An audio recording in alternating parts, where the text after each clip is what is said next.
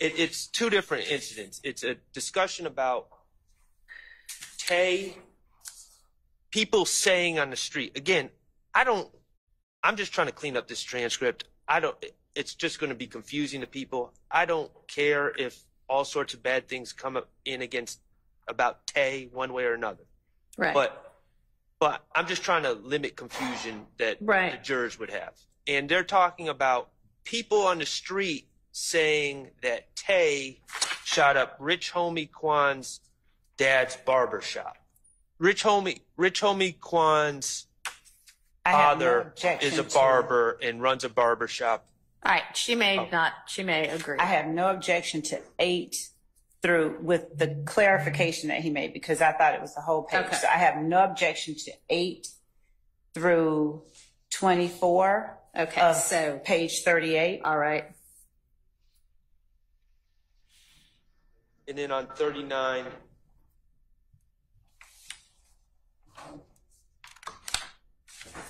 to 39:19, 1 through 19. 39:1. 39:9 through 19, or 1 just through all 19. 1. Okay. I have no objection to 1 through 13, where he stops at. Okay, so 13 is the end of the Rich Homie Quan barbershop. Yes. And then they start talking about Tay shot Kel. And I don't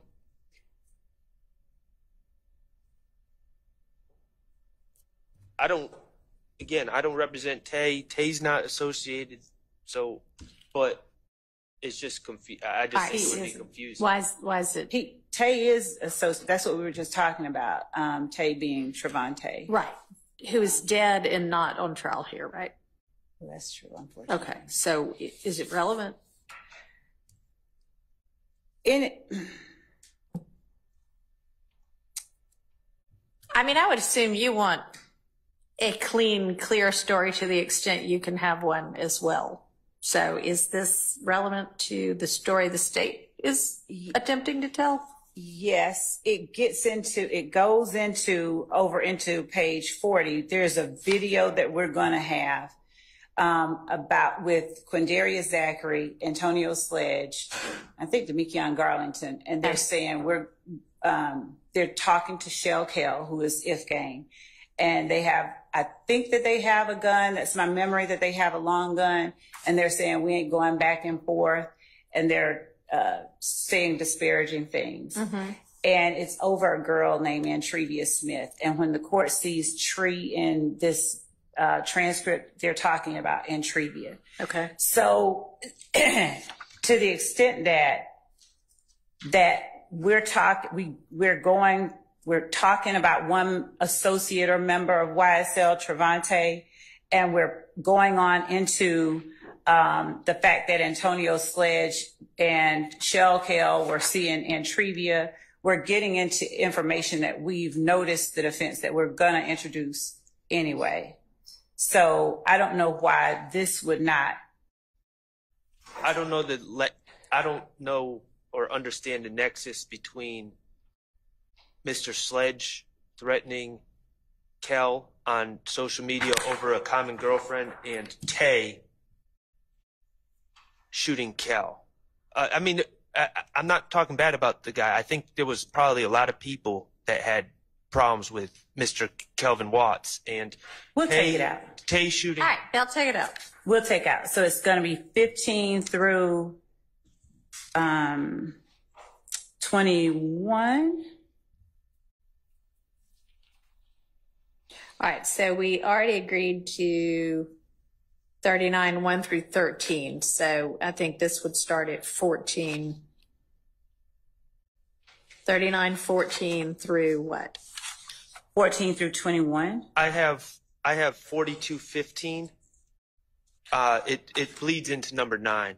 I think that's why I was unclear. I made it its own separate one, this issue. Wait, what now?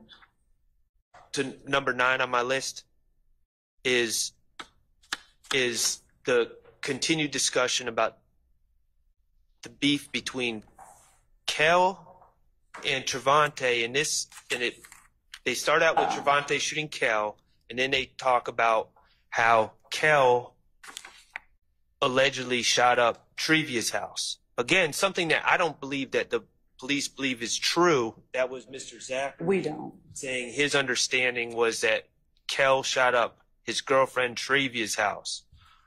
All right. Hang on. So, Liv.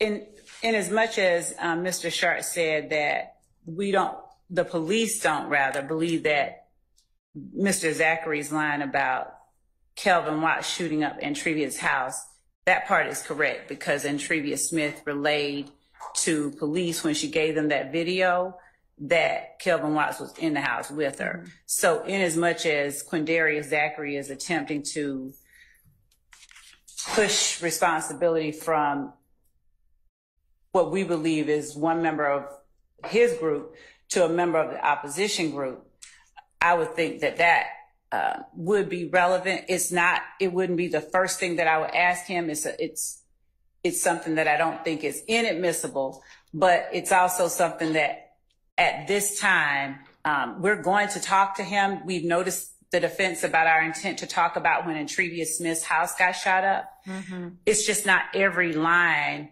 of this portion that Mr. Schardt has labeled number 9. We may not get into every single line there, but the topic itself is what we did notice them that we're going to introduce evidence of. If they bring up shooting of Trevia's house, that's one thing, and that's, it may or may not be relevant.